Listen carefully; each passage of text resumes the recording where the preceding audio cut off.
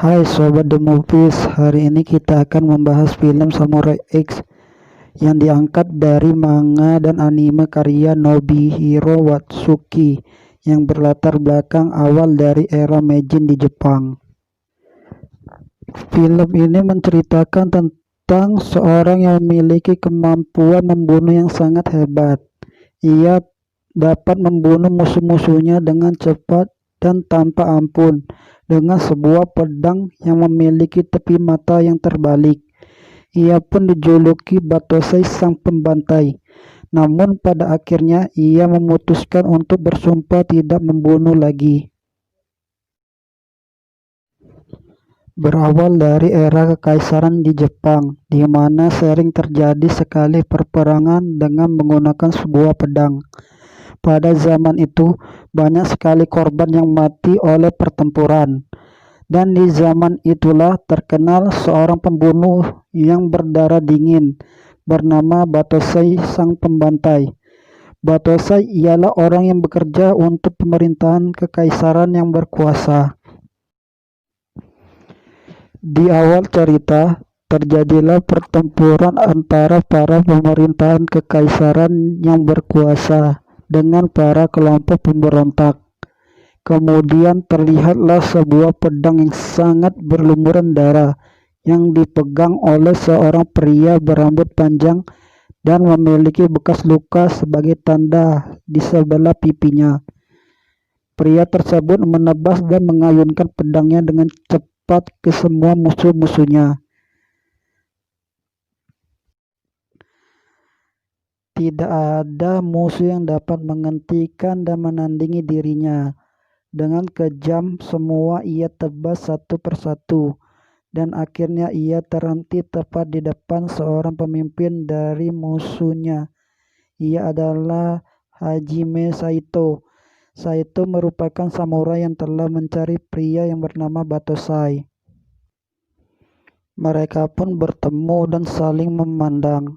Namun ketika itu terdengarlah suara teriakan kemenangan dari seorang prajurit dengan membawa bendera panji kemenangan. Melihat bendera tersebut, Kenshin pun merenung sejenak, memikirkan era baru kekaisaran telah datang. Kenshin pun berdiri dan ingin meninggalkan tempat itu. Namun Saito menghentikan Kenshin karena masih ingin bertanding melawan Kenshin, di mana jiwa seseorang samurai ialah bertarung hingga mati. Namun Kenshin yang telah lelah tentang pertempuran selama ini memilih menancapkan pedangnya ke tanah dan memilih pergi meninggalkan Saito sebagai tanda ia telah lelah menjadi Batosai Sang Pembantai. Di tengah malam, tiba-tiba bangkitlah seorang pria dari tumpukan mayat-mayat yang bergeletakan. Pria itu pun berdiri tepat di hadapan pedang si Batosai yang ia tinggalkan. Saat ia memegang pedang Batosai yang menancap di tanah itu, ia merasakan aura kegelapan yang mengerikan. Ia merasakan aura pembantaian dalam pedang tersebut. Beberapa tahun berlalu, terlihat Aritomo berdiri di pasukannya, memperlihatkan era baru Jepang yang sangat semakin maju. Tanpa menikmati era baru yang lebih baik, Batosai pun menikmati lingkungan sekitar dengan berkeliling kota menaiki sampan. Kemudian di dalam sebuah dapat seorang pria bernama Kanryu. Ia adalah seorang penjahat bajingan yang menjual obat-obatan terlarang. Ia memanggil seorang wanita di hadapannya yang bernama Megumi. Megumi adalah wanita dari keluarga ahli pengobatan yang terkenal sudah turun-menurun. Kanryu memerintahkan Megumi untuk membuat sebuah obat opium untuk diperjualbelikannya. Karena Megumi menolak perintah Kanryu untuk membuat opium yang diperdagangkannya, Kanryu pun menyuruh anak buahnya untuk membunuh beberapa tabib yang membantu Megumi dalam pembuatan opium. Kenshin si Batosai yang sedang asik berjalan-jalan di tengah pasar dengan memakan bakso bakar di tangannya. Ia pun melihat sebuah poster yang terpasang di jalan. Ia melihat berita seorang penjahat yang telah dicari-cari, yang banyak membunuh orang-orang dan menggunakan nama si Batosai dalam aksi pembunuhannya itu. Ketika Kenshin sedang membaca berita tersebut, datanglah seorang wanita yang tiba-tiba menyerangnya dengan sebuah pedang kayu. Ia adalah Kaurin, seorang perempuan anak pemilik dojo. Ia merasa kesal dengan Batosai yang palsu karena telah membunuh ayahnya. Sipir kepolisian yang curiga atas terjadinya pembantaian selama ini dalang dari bos opium Kanryu.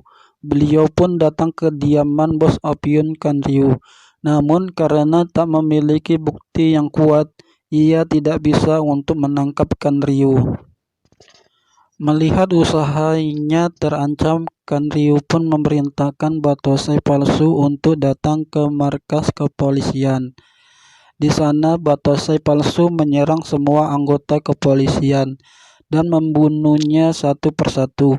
Ketika itu, Kaurin yang sedang melintas di bawah jembatan melihat seorang kepolisian dengan luka sayat di leher dan terjatuh dari atas jembatan. Kaurin pun melihat kondisi polisi tersebut, namun seketika tampaklah si Batosai palsu di atas jembatan. Kaurin yang mengira itu Batosai asli dengan emosinya berteriak dan mengeluarkan pedang kayunya untuk melawan si Batosai palsu. Kaurin pun dibuat jatuh oleh si Batosai palsu dan hendak langsung menebas Kaurin. Namun dengan sigap Kenshin melompat dan menyelamatkan Kaurin. Kaurin lalu mengajak Kenshin ke rumahnya. Sesampai di rumahnya, Kenshin melihat bahwa di rumah Kaurin adalah tempat latihan dojo. Kaurin pun menceritakan keluarganya yang telah dibantai si Batosai dan membuat tempat dojonya menjadi sepi. Suatu ketika, datanglah segerombolan preman kampung ke dojo tersebut. Mereka ingin membuat onar dan menggodai Kaurin beramai-ramai. Dengan keberanian yang ada, Kaurin mengacungkan pedang kayunya dan membuat preman-preman tersebut pun tertawa karena melihat seorang wanita dengan pedang kayu mau melawan mereka. Di luar dojo pun Kenshin datang dan menasihati gerombolan preman kampung tersebut agar segera pergi dari tempat itu. Namun preman-preman kampung itu langsung menyerang Kenshin. Kenshin pun dengan terpaksa melumpuhkan semuanya. Melihat aksi pertarungan Kenshin, di situ Kaurin baru sadar bahwa Kenshinlah si Batosai asli. Mendengar terjadinya keributan, polisi pun datang ke dojo tersebut, lalu menangkap Kenshin yang melakukan keributan. Kenshin pun dikurung di dalam penjara.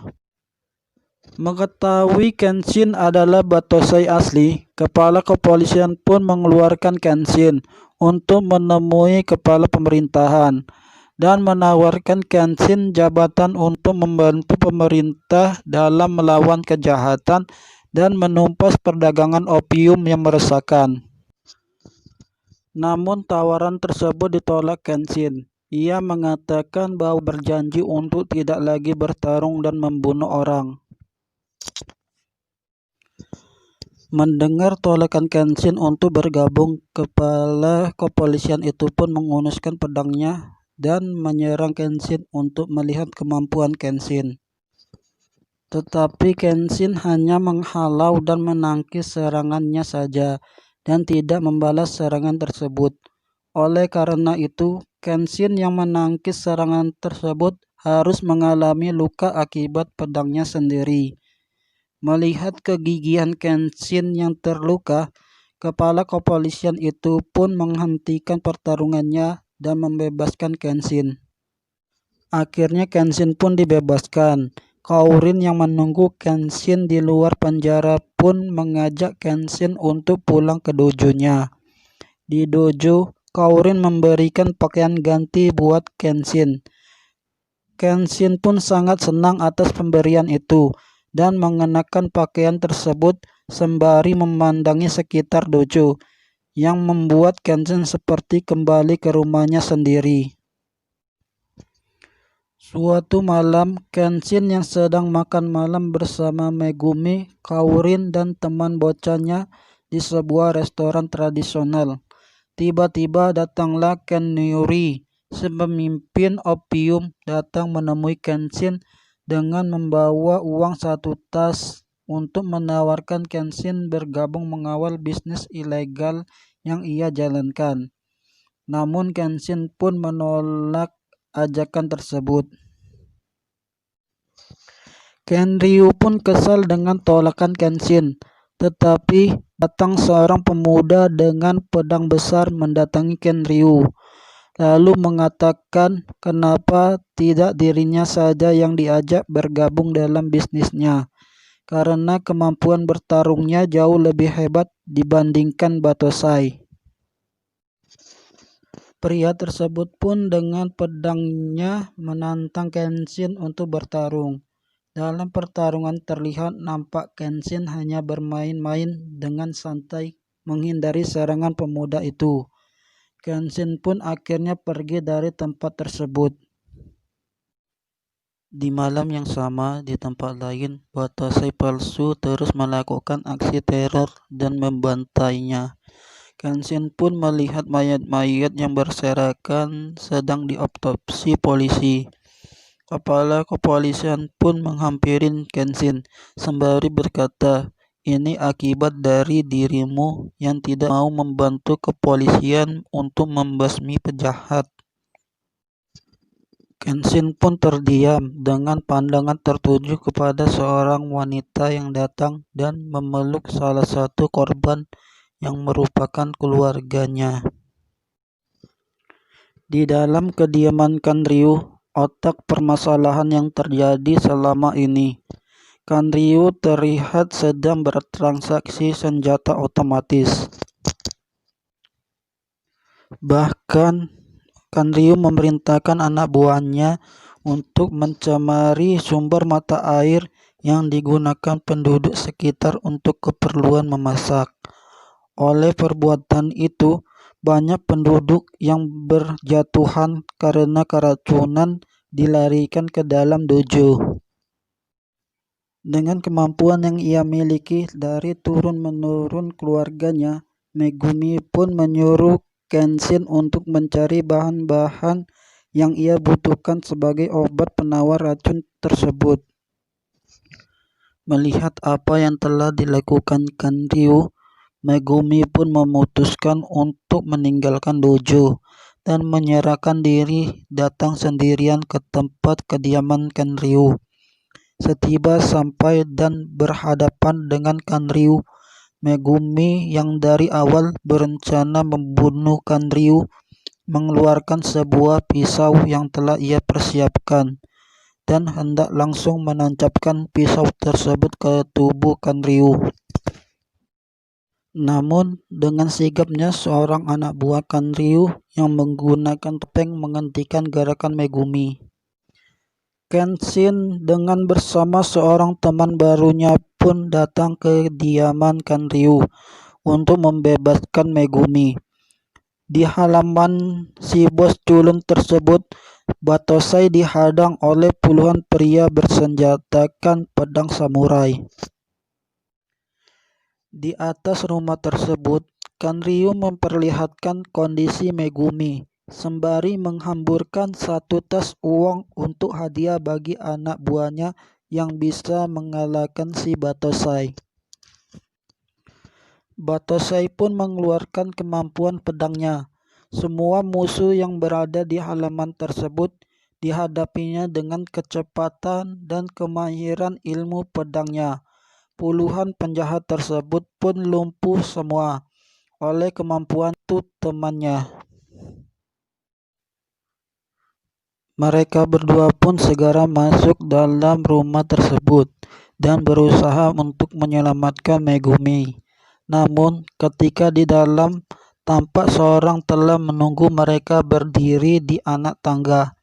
Kemudian, dengan sigapnya, teman Kenshin menyuruh Kenshin untuk meninggalkan mereka. Perkelahian pun terjadi antara pria itu dengan temannya Kenshin. Dengan sama-sama memiliki kemampuan bertarung dengan tangan kosong, mereka pun bertarung dan mengeluarkan kemampuan terbaiknya. Pertarungan pun berlangsung sengit, namun teman Kenshin pada akhirnya dapat mengalahkan musuhnya meski bersusah payah. Di hal lainnya, Kenshin pun ternyata telah ditunggu pria bertopeng misterius. Seketika pria itu membuka topengnya dan menampakkan wajah seramnya yang memiliki bekas luka. Kenshin pun menghadapi pria tersebut dengan pertarungan pedangnya. Seketika Kenshin pun mengeluarkan jurus pedang bertepi terbaliknya untuk melumpuhkan pria jelek tersebut. Kenshin dan temannya sama-sama telah berhasil mengalahkan musuhnya. Mereka pun kemudian berjalan menuju sebuah pintu. Ketika itu, Kanryu yang telah menunggu di balik pintu langsung menembakkan senjata otomatisnya bertubi-tubi. Lalu dengan sigapnya teman Kenshin pun menyerah dan mengangkat tangan menuju Kanryu, disusul oleh Kenshin Shibatosai. Namun semua itu hanya taktik belakang. Seketika teman Kenshin melemparkan sebuah telur tepat ke wajah Kanryu. Melihat kesempatan itu, Kenshin dengan kecepatan berlarinya sembari menghindar dari tembakan Kanryu dan dengan cepat berdiri di atas senjata otomatis itu dan menodongkan pedangnya kepada Kanryu. Kenshin pun pergi membebaskan Megumi yang disekap dengan tangan terikat di sebuah ruangan. Kenshin kemudian melepaskan ikatan Megumi. Setelah Megumi terbebas, ia bercerita bahwa ada seorang samurai yang selama ini mengaku Batosai sedang menuju dojo-nya Kourin. Pria itu menculik Kourin dan menginginkan Kenshin datang sendiri untuk membebaskan Kourin.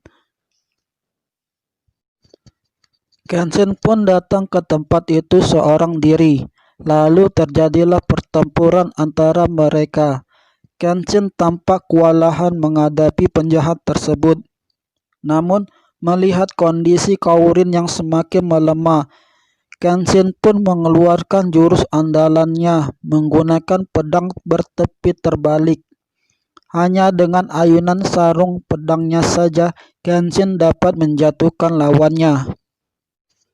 Ketika musuhnya telah terjatuh, Kenshin bersiap mengeksekusi mati penjahat itu.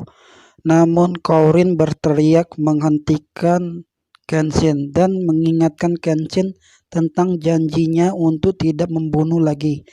Kenshin pun terdiam dan menghentikan niat membunuhnya. Sebagai seorang samurai sejati, musuhnya itu tiba-tiba melakukan gerakan bunuh diri karena ia telah merasa kecewa kalah di tangan Batosai asli dan ia tidak terima untuk dibelas kasihani. Setelah pertarungan itu pun berakhir, Kenshin pun melepaskan ikatan Kourin dan membopong Kourin pulang menuju rumah.